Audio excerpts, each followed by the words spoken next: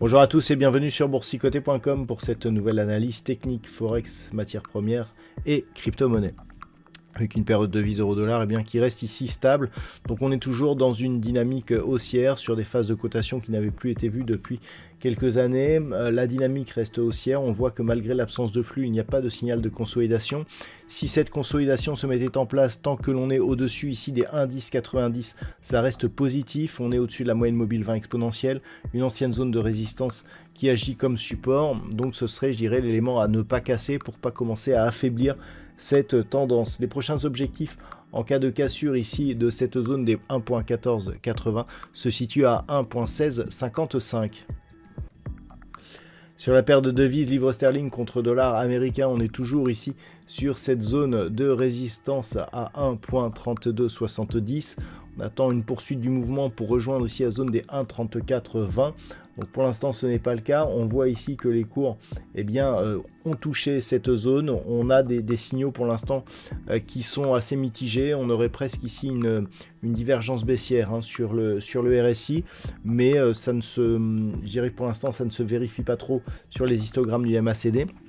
Donc globalement, cette bougie hésitante qui touche ici une zone de résistance pourrait nous donner un signal de consolidation. Si tel était le cas, deux zones à surveiller. Première ici 1,3140 puis 1,30. Vu la faible dynamique que nous avons, il est fort possible que l'on revienne ici casser cette zone sans pour cela invalider la dynamique actuelle, qui reste donc faible. Par contre, sous 1.30, ici, on aurait cassure de cette ancienne résistance, cassure de la moyenne mobile 20 exponentielle. Donc là, neutralisation de la tendance, ce qui veut dire que tant que l'on est au-dessus de ces niveaux, on poursuit à la hausse, sachant qu'une rupture ici des 1,3270 nous donnerait comme objectif donc 1,3420. Pour l'once d'or, on continue à monter, donc on a de nouveau plus haut historique aujourd'hui. Alors on attendait un contact sur une zone ici qui était liée à une extension de Fibonacci, 3290 $ l'once.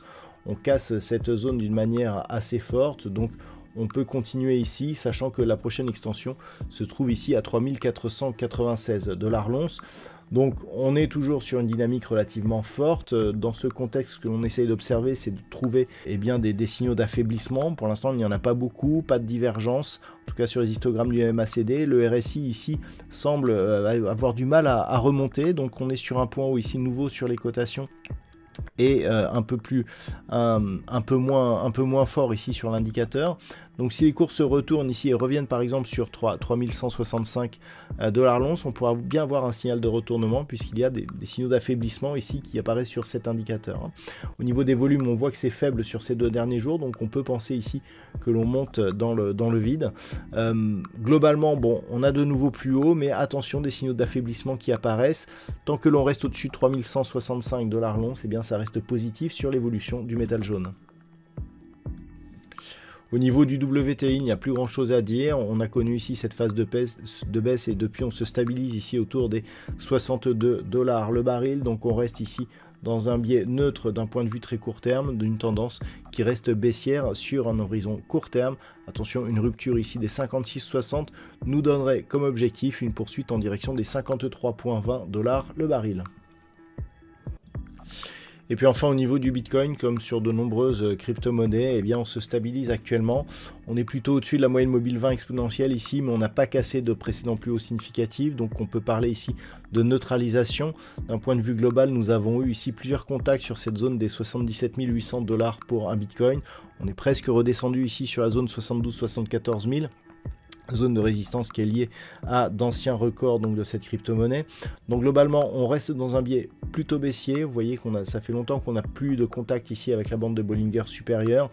Mais tant que l'on est au-dessus des 77 800 $ pour un Bitcoin, on peut considérer que nous sommes sur une phase de stabilisation temporaire.